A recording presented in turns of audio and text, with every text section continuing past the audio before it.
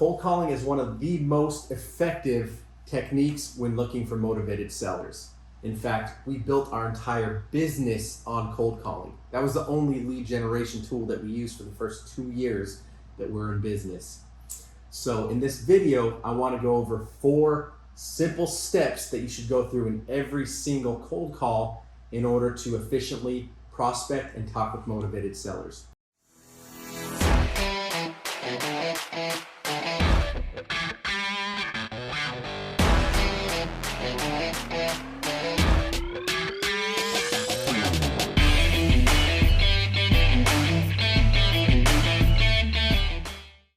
So we have Devante, who is our acquisitions manager here at Cash Property Offers.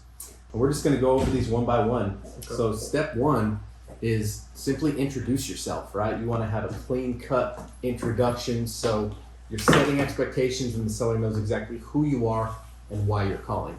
So let's go over that first step, how you introduce yourself and set the stage moving forward. Yeah, so for me, as you know, like they say, the first 5-7 seconds is the most important part of the phone call because that's when you're trying to catch the seller's attention. So a tip for me, I think, you know, for anyone who cold calls, you know that the best way to catch someone's attention is simply by saying their name, specifically their first name. So that would just sound something like if I'm giving you a call, you pick up the phone, you say hello. First thing I'm going to say is hello, Ben, or not necessarily hello. You want to kind of come off as like a friend. Yeah. So I'll say, hey, Ben, you know, just to kind of create that comfort level on the phone. 100%.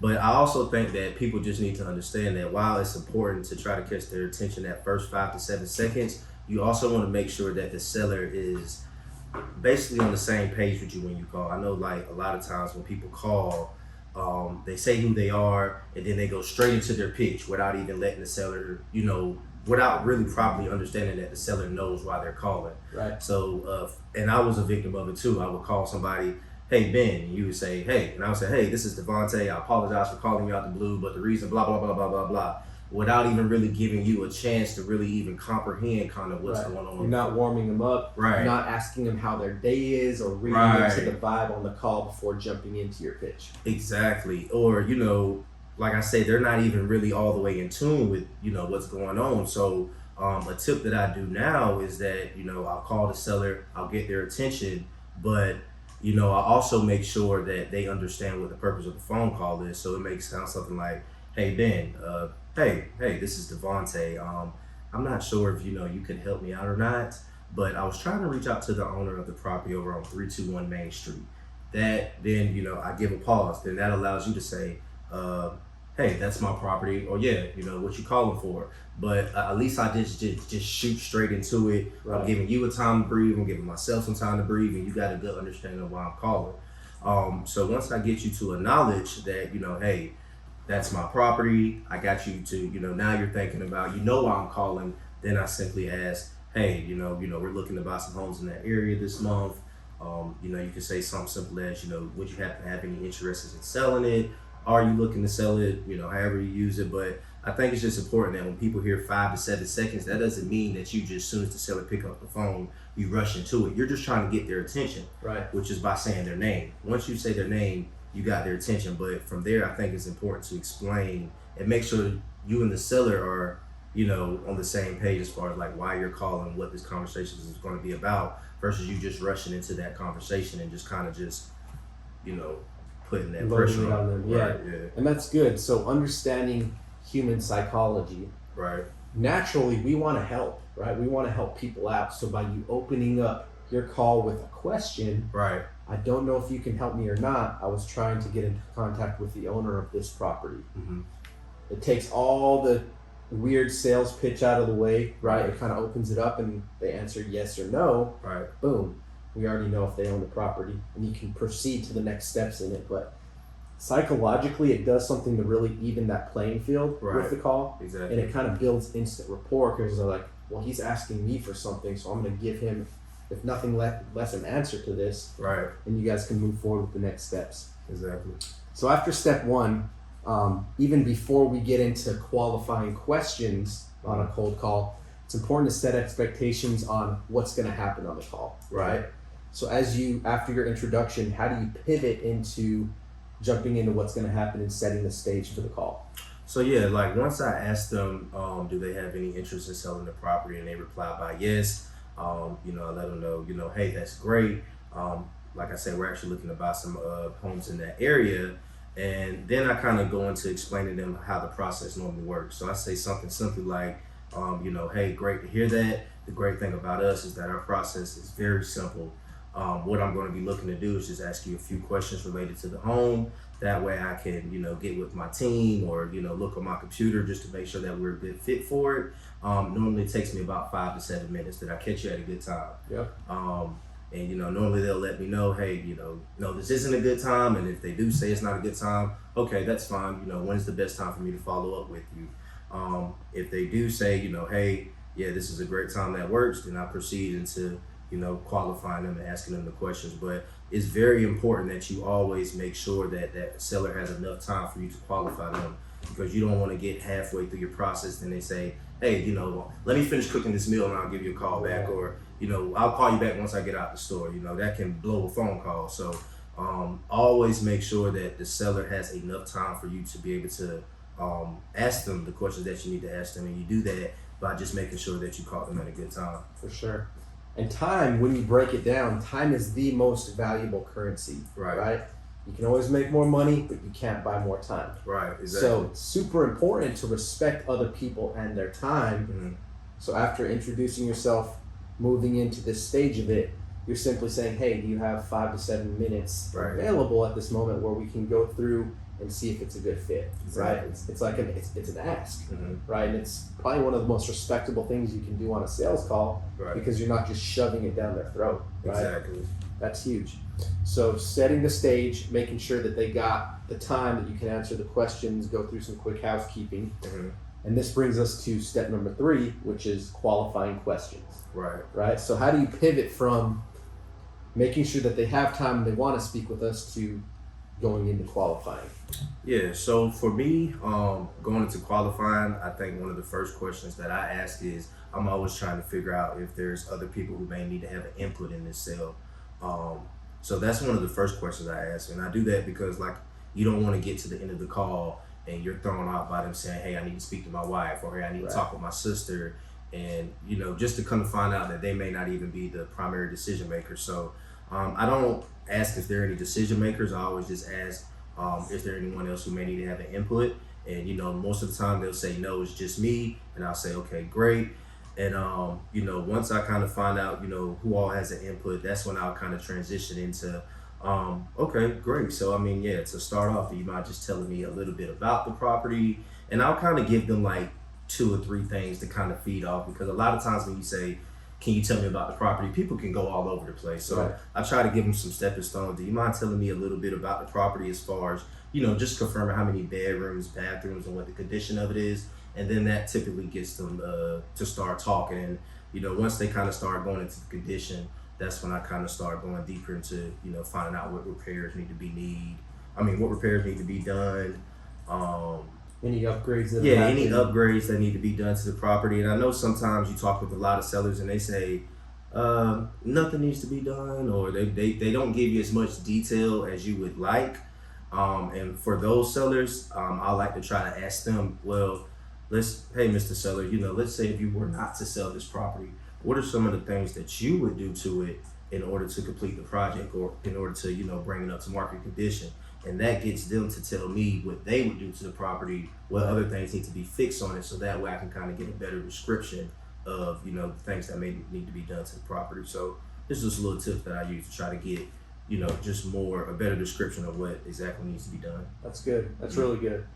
And I would say a key part, in fact, what I believe is one of the most underrated tools in cold calling, in sales, and negotiations, is being an active listener. Right, because I think a lot of these people just want to put their message out there, see if people want to call, and then move on to the next. Mm-hmm. But as the acquisitions, if we can truly listen, right, listen to their pain point, listen to their unique situation, then that's going to give us the tools that we need when we're landing the plane and actually putting down our offer, right? Because again, sales, it's not always about price. Right. There could be more urgency with time. A property might be a burden, right? So they're thinking about the stress and anguish that they're going through. carrying on this problem of a house. Right. So understanding that the price is not always the main objection that the sellers are going to have. So by actively listening through the stages, right, through going through the qualifying questions, we want to try to pull out as many pain points or motivation as that seller has, because it's going to give us a leg up when it comes to negotiations. Oh yeah, for sure. And I think I want people to understand, like when he's saying active listening, that's just not sitting on the phone and everything the seller says you're repeating them, or it's just not a bunch of and Active listening to me is that once you and that seller are done kind of discussing that conversation, you should be able to repeat that entire conversation back to that person, not word by word, but you should be able to go back and explain to them what their situation was. And that's a great tip that I use, is that, you know, once we get to the end of that phone call, I say, hey, Mr. Seller, you know, I got a pretty great understanding of your situation. It sounds like right now you're in North Carolina, the property's here in South Carolina, you're not able to manage it as best as you would like. And so because of that, you would kind of just be looking to get it off your hands and focus on better and better things. Does that sound correct? Right. And they say, yes, that's exactly.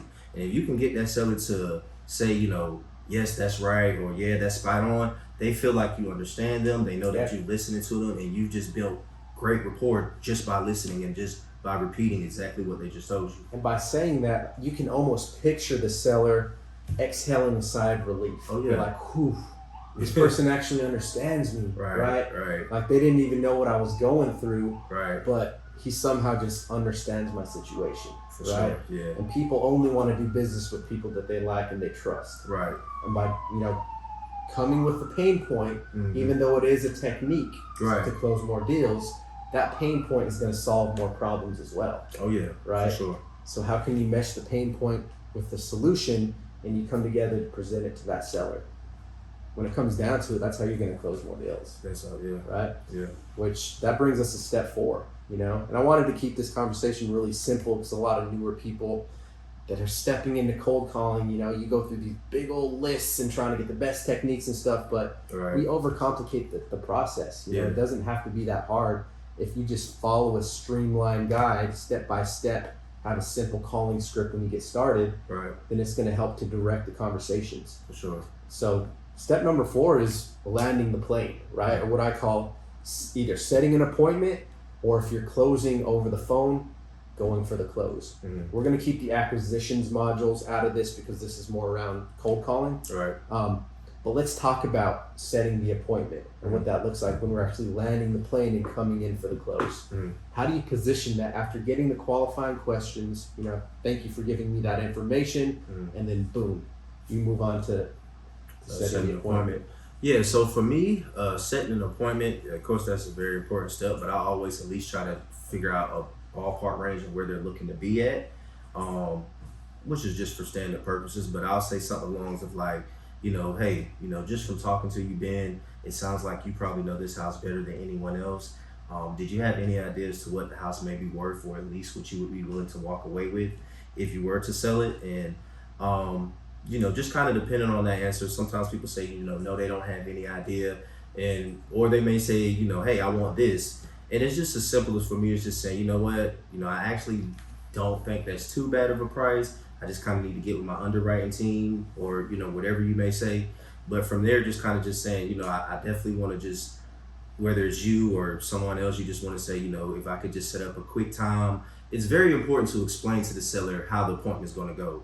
You don't just want to set an appointment and not explain to the seller, you know, how long you're going to be out there, how long it's going to go, because in their head, they're thinking, hey, somebody's going to come out there with a clipboard. We're going to have to stand outside my house while somebody inspects my house. So you just want to just simply explain that, hey, you know, me or myself is just going to come out there and take a look at the property.